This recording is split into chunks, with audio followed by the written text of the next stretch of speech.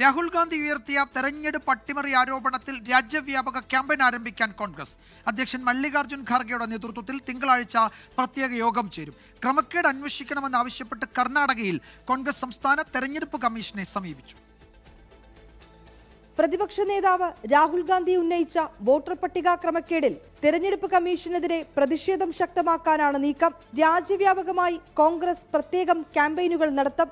അധ്യക്ഷൻ മല്ലികാർജ്ജുൻ ഖാർഗെയുടെ നേതൃത്വത്തിൽ തിങ്കളാഴ്ച ചേരുന്ന യോഗം തുടർ നടപടികൾ ചർച്ച ചെയ്ത് തീരുമാനിക്കും. ജനറൽ സെക്രട്ടറിമാർ, സംസ്ഥാനത്തിന്റെ ചുമതലയുള്ള നേതാക്കൾ എന്നിവർ യോഗത്തിൽ പങ്കെടുക്കും. തിങ്കളാഴ്ച ഇന്ത്യ മുന്നണിയുടെ നേതൃത്വത്തിലും തെരഞ്ഞെടുപ്പ് കമ്മീഷനെതിരെ പ്രതിഷേധമുണ്ടാകും. തെരഞ്ഞെടുപ്പ് പ്രക്രിയയുമായി ബന്ധപ്പെട്ട് CPIM ആണ് ആദ്യം ഇത്തരം ചോദ്യങ്ങൾ ഉയർത്തിയിട്ടുള്ളതെന്നും ഇക്കാര്യങ്ങളിൽ വ്യക്തത വരുത്തേണ്ടത് തെരഞ്ഞെടുപ്പ് കമ്മീഷന്റെ ഉത്തരവാദിത്തമാണെന്നും മന്ത്രി MP രാജേഷ് പ്രതികരിച്ചു. പ്രതിപക്ഷ പാർട്ടികളാകെ പല നിലയിൽ ഈ പ്രശ്നം ഉന്നയിച്ചിട്ടുണ്ട്. അതുകൊണ്ട് തന്നെ തെരഞ്ഞെടുപ്പ് കമ്മീഷന്റെ ഉത്തരവാദിത്തമാണല്ലോ ഇത്തരം കാര്യങ്ങളിൽ വ്യക്തത വരുത്തുക എന്നത്.